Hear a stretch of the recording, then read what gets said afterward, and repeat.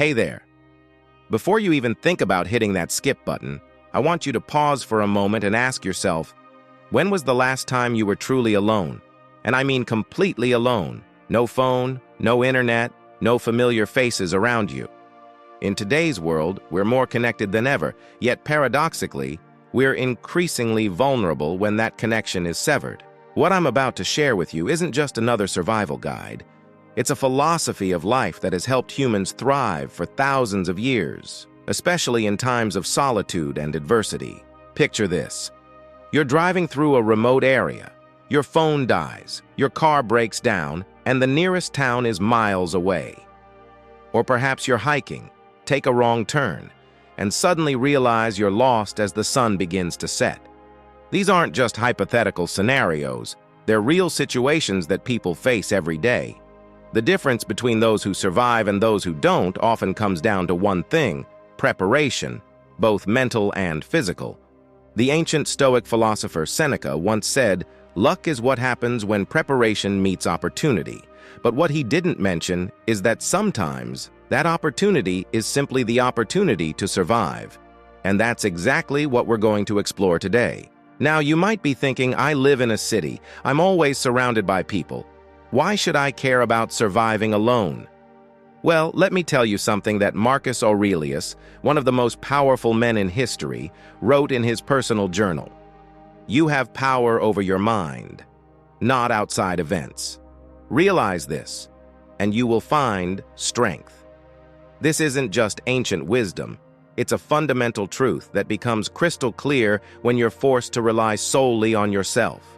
The reality is, we live in an increasingly unpredictable world. Natural disasters, technological failures, or simply getting lost, these situations don't announce themselves in advance. They don't care if you're ready or not.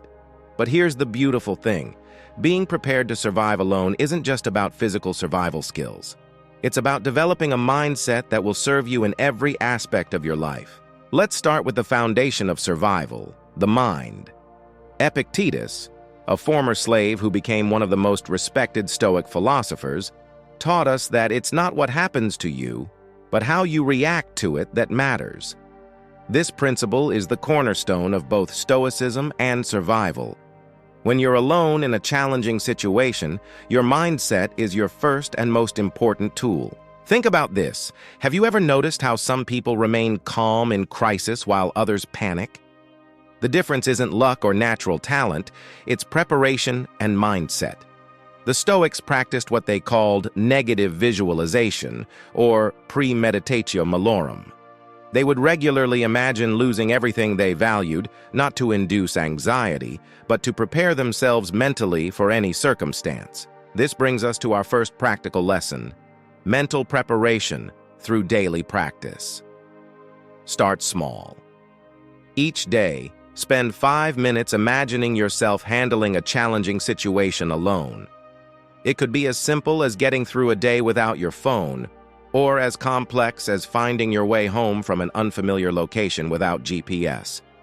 This isn't about inducing paranoia, it's about building mental resilience. As Marcus Aurelius advised, begin each day by telling yourself, "Today I shall be meeting with interference, ingratitude, insolence, disloyalty, ill will, and selfishness." While this might sound pessimistic, it's actually a powerful tool for preparation. By accepting that challenges will come, we're better equipped to handle them when they do. Now, let's talk about physical preparation, but with a Stoic twist. You see, the Stoics believed in practical wisdom, knowledge that could be applied to real-life situations. They weren't just philosophers sitting in ivory towers, they were politicians, teachers, and military leaders who understood the importance of practical skills. The first physical aspect of surviving alone is knowing what you truly need. Not what marketing tells you you need, not what social media influencers say you need, but what you actually need to survive. Musonius Rufus, another great Stoic teacher, emphasized the importance of distinguishing between genuine needs and superficial wants. Here's a practical exercise. Take everything out of your everyday carry bag or pockets. Look at each item and ask yourself, if I were alone in a challenging situation, would this help me survive? This isn't about becoming a minimalist. It's about being intentional with what you carry and knowing how to use each item effectively. Let's talk about the essential items you should always have access to. A reliable source of light, a way to purify water, a basic first aid kit, and a method of communication that doesn't rely on cell service. But more importantly than having these items is knowing how to use them effectively. As Seneca said, life is long if you know how to use it. The same applies to survival tools. They're only as useful as your knowledge of how to use them. But here's where many survival guides miss the point. It's not just about having gear or even knowing how to use it. It's about understanding that true self-reliance comes from within.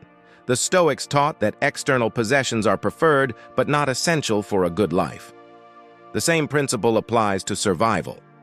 While tools are helpful, your most valuable resource is your ability to think clearly and adapt. Let's discuss adaptation. Nature provides everything we need to survive, but we've become so disconnected from it that we've forgotten how to read its signs. Did you know that moss typically grows on the north side of trees in the northern hemisphere? That certain clouds can predict weather changes? These aren't just interesting facts. They're survival tools that have been used for thousands of years. The Stoic philosophy teaches us to live in accordance with nature. In survival situations, this becomes literal. Understanding natural patterns, knowing which plants are safe to eat, recognizing dangerous weather conditions. These skills reconnect us with our natural environment and increase our chances of survival. But let's go deeper than just physical survival. Being alone for extended periods can be psychologically challenging. Here's where Stoic practices become invaluable. The Stoics developed techniques for maintaining mental equilibrium in any situation. One of their most powerful tools was the practice of self-dialogue. Marcus Aurelius wrote his famous meditations as a journal, talking to himself about challenges and how to overcome them. When you're alone, this practice becomes crucial. Talk to yourself, not in a crazy way, but in a structured, purposeful way. Ask yourself questions. What's the worst that could happen? What resources do I have? What's the next logical step? This brings us to another crucial aspect of surviving alone: decision-making. When you're by yourself in a challenging situation, every decision counts. The Stoics taught a decision-making framework that's remarkably applicable to survival situations.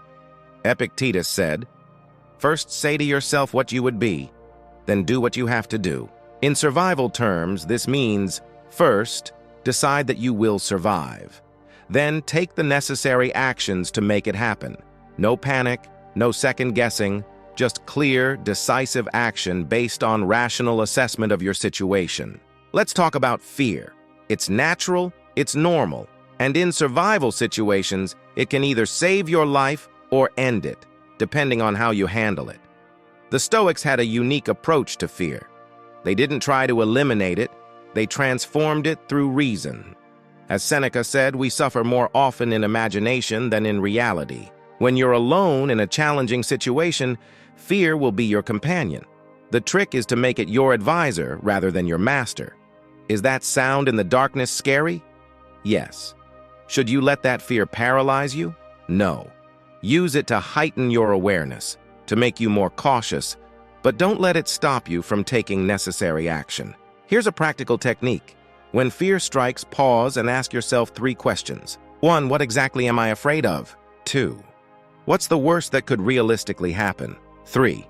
What actions can I take right now to improve my situation? This brings us to another crucial point: the importance of regular practice. You can't expect to handle being alone in a crisis if you've never practiced being alone in normal circumstances. Start small. Spend an afternoon without your phone. Take a solo hike in a safe marked trail. Practice making decisions without consulting others. The Stoics believed in daily practice of their principles. They didn't just philosophize about adversity. They practiced handling it. As Epictetus said, don't explain your philosophy. Embody it. This applies perfectly to survival skills. Don't just watch videos about survival, though this one is important. Practice the skills regularly. Let's talk about something that's often overlooked in survival discussions, the aftermath. How do you process the experience of being alone in a challenging situation? The Stoics had a practice called evening review, where they would reflect on their day's events and learn from them. This practice is invaluable for building resilience and improving your survival skills. After any challenging experience, ask yourself, what went well? What could I have done better? What did I learn about myself? How can I be better prepared next time? This brings us to an important point about community. You might be wondering, if this is about surviving alone, why talk about community?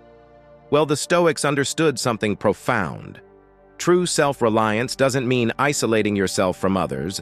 It means being able to function effectively whether others are present or not. As Heracles, another Stoic philosopher, taught, we should treat all people as if they were our family members, but also be prepared to stand alone when necessary. This balance is crucial. Build your community, learn from others, share your knowledge, but always maintain your ability to function independently.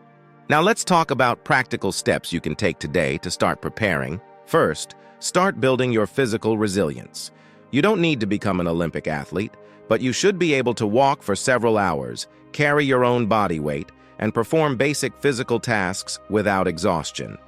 As Musonius Rufus said, we should not avoid hardships, but rather prepare ourselves to face them. Second, develop your knowledge base. Learn basic first aid, study local edible plants, understand weather patterns in your area.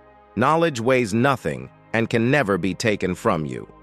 As Zeno of Citium, the founder of Stoicism, taught, the reason why we have 2 ears and only 1 mouth is that we may listen more and talk less. Third, practice situational awareness.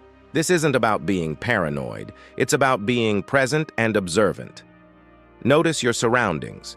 Make mental notes of exits when you enter buildings. Pay attention to the weather. These habits might seem unnecessary in daily life, but they become crucial in survival situations. As we wrap up this discussion, remember this. The goal isn't to live in fear of being alone or facing challenges. The goal is to be so well prepared that you can face any situation with calm confidence. As Marcus Aurelius said, when you arise in the morning, think of what a privilege it is to be alive, to think, to enjoy, to love. Being prepared to survive alone isn't just about survival skills. It's about developing the mental and physical tools to thrive in any situation. It's about building the confidence that comes from knowing you can handle whatever life throws at you, whether you're surrounded by people or completely on your own. Remember, every great journey starts with a single step. Your journey to self-reliance starts today, with the decision to take your preparation seriously. As Epictetus reminded us, don't just say you have read books. Show that through them you have learned to think better, to be a more discriminating and reflective person. So, what's your first step going to be? Whatever you choose, remember that true strength comes not from never falling, but from rising every time we fall. Stay strong, stay prepared, and most importantly, stay committed to your growth. Thank you for staying with me through this journey. If you found value in these insights, make sure to like, subscribe, and share this video with someone who might need it. Remember, the best time to prepare was yesterday. The second best time is now.